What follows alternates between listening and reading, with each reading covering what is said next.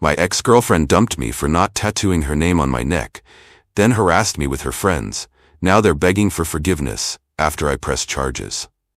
I, 27M, have always been particular about my body, careful about what goes on it, tattoos included. I'm not against ink. I just believe it should be meaningful and not forced by anyone else's demand. But apparently my ex-girlfriend had other ideas. She insisted I get her name tattooed on my neck, a permanent display of loyalty, so she claimed. She acted like it was a normal step in a relationship, but it struck me as extreme. I tried to laugh it off at first, thinking she was joking. Then I realized she was dead serious. We'd been dating for nearly a year, and though she had her quirks, I never expected this level of entitlement. It started as a casual suggestion. Wouldn't it be cute if you had my name on your neck? I chuckled. Maybe in Sharpie, as a prank. She pouted. No, I mean real ink. It would prove how committed you are. My alarm bells rang, but I tried to handle it tactfully. Look, I like tattoos, but not the type that pins me down. Getting your name on my neck? That's a lifetime brand, no matter what happens. She brushed off my concerns, pouting again. But we'll be together forever, right? I left it there, hoping she'd drop it. But she kept pushing. One evening at her apartment, she pulled up a local tattoo parlor's website, showing me fonts and designs. I sighed, reiterating that it wasn't something I was comfortable with. Her frustration boiled over. You don't love me enough. Everyone who loves someone truly would do this. My mouth tightened. That's not how love works, I said. I don't measure my commitment by how big the letters of your name are on my skin. A few nights later, we got into a heated argument. She demanded I stop being cowardly. She practically screeched about how everyone else would do it, which I highly doubted. When I firmly refused, she took it as a personal insult, like I'd declared she wasn't worthy. I told her calmly that if that was her gauge for love, we had deeper issues than I thought. Then, out of the blue, she texted me, "We're done if you can't prove yourself. I'm not settling for someone who won't wear my name proudly." I reread that message in disbelief. My relationship apparently hinged on a forced tattoo. It felt manipulative and ridiculous. I responded that I'd never get her name inked. So in a flurry of angry texts, she broke up with me, calling me spineless, cheap, and undeserving of her. I was stunned but also relieved. No one had the right to strong-arm me into something so permanent. But that was only the beginning. Turns out she didn't just want to break up. She wanted revenge for my refusal. Within days, she enlisted some of her equally dramatic friends to pester, insult, and basically harass me into caving, or at least punish me for humiliating her. They showed up at my workplace, left nasty notes on my car, spammed my phone. My ex was spearheading it all, accusing me of leading her on, then betraying her. I realized this was bigger than a breakup. At first, I tried to ignore their antics, hoping they'd tire out. But the harassment escalated. Her friends, a trio of like-minded drama queens, started posting about me on social media, calling me a player who used women. They conjured ridiculous stories, hinting I cheated or manipulated her. I was furious. My phone pinged constantly with new notifications.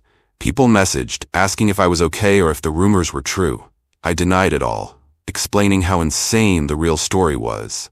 My ex got bolder.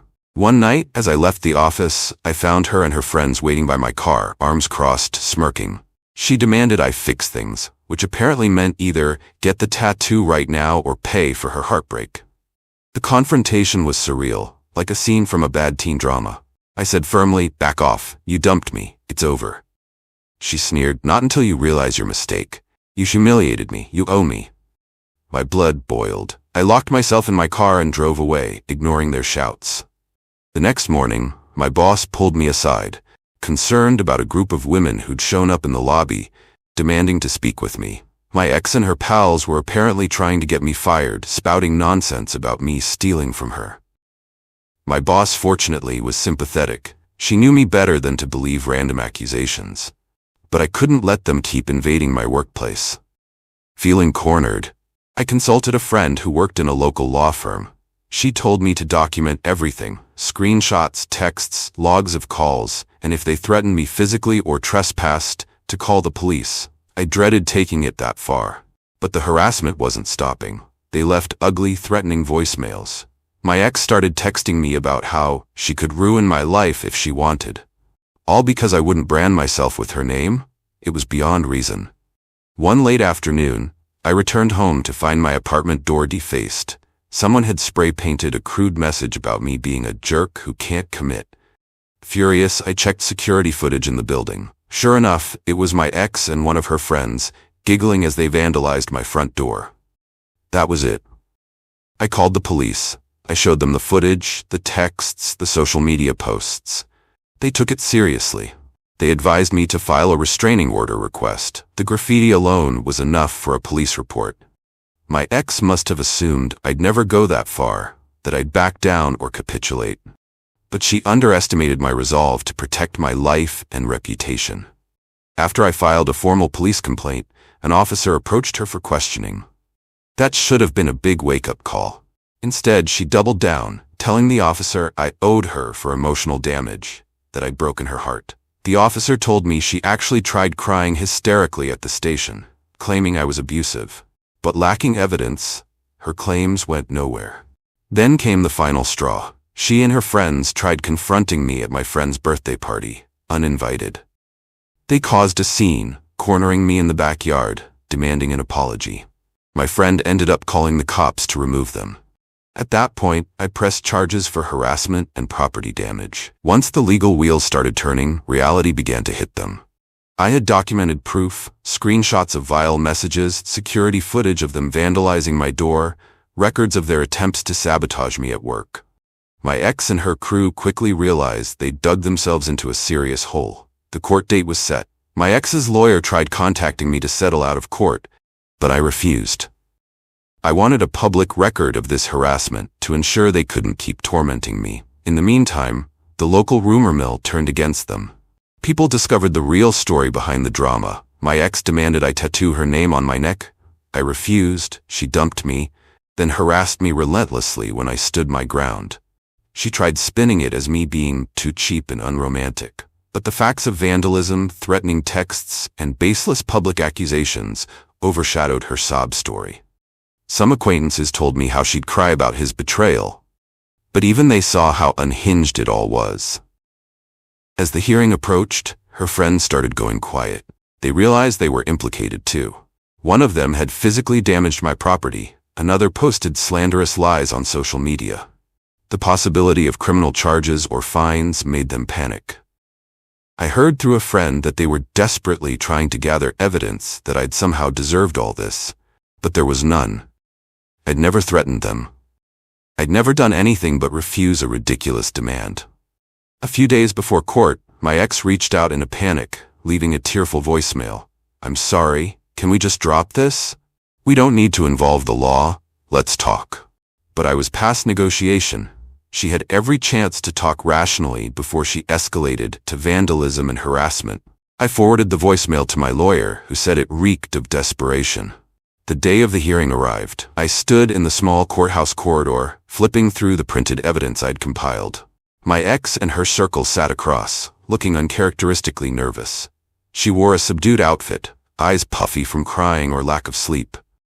When we were called in, the judge listened to my account, supported by texts, photos of the vandalism, witness statements from my boss and neighbors. My ex's face reddened with shame as each piece of evidence stacked up. Her lawyer tried to claim it was a misunderstanding, that I led her on, but the judge wasn't buying it. The vandalism footage alone gutted any claim of innocence. The judge sternly reprimanded them, labeling their actions malicious harassment. She singled out how an adult relationship dispute escalated into group intimidation. My ex tried to speak, tearfully blaming heartbreak, but the judge cut her off, reminding her that heartbreak doesn't justify vandalizing property or defaming someone. In the end, the judge ruled in my favor, granting me a protective order, requiring them to pay restitution for the door repair and legal fees. They faced misdemeanor charges for harassment, though likely just fines and a record. Once the verdict settled in, my ex looked shattered. Her friends, equally contrite, realized they'd lost. No more harassing me without risking more serious consequences. We all left the courtroom in tense silence. I felt a wave of relief crash over me. This nightmare of intimidation and slander was finally ending. Later that week, I got messages from my ex's friends. "We're so sorry, we were just trying to support her, we went too far." One wrote, "Please ask the court to lighten the restitution, we can't afford it." I ignored them. They dug their own grave when they followed my ex's twisted plan.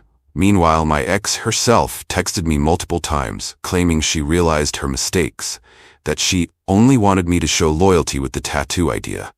She half begged me to drop the charges. It was too late. Decisions were final. She tried an in-person approach too, showing up at my apartment building, tear-stained face pleading at the door. I refused to let her in. Through the small gap, she whined, "I never meant for it to go this far. I was just hurt." My voice came out cold.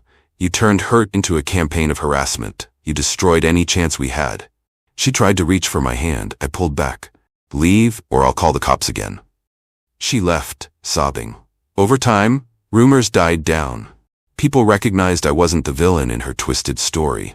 My ex and her friends basically retreated from social life, focusing on covering the financial penalties. A part of me pitied them, but I quickly reminded myself they tried to ruin me because I wouldn't brand myself with her name. I felt no guilt. In the aftermath, I realized how easily a relationship can go off the rails when entitlement and mania creep in. My ex truly believed I should sacrifice my own bodily autonomy for her proof of love. And when I refused, she lashed out in vengeful ways I never thought possible from someone I once cared about. Eventually, I found a calmer routine, free from their harassment. My door was repainted, the court had settled the debts, life moved on. People occasionally asked if I'd ever forgive her. My answer was simple: forgive, maybe, but never forget. I'd lost trust in her the moment she demanded that tattoo, and the subsequent storm of harassment only solidified my resolve to keep her out of my life.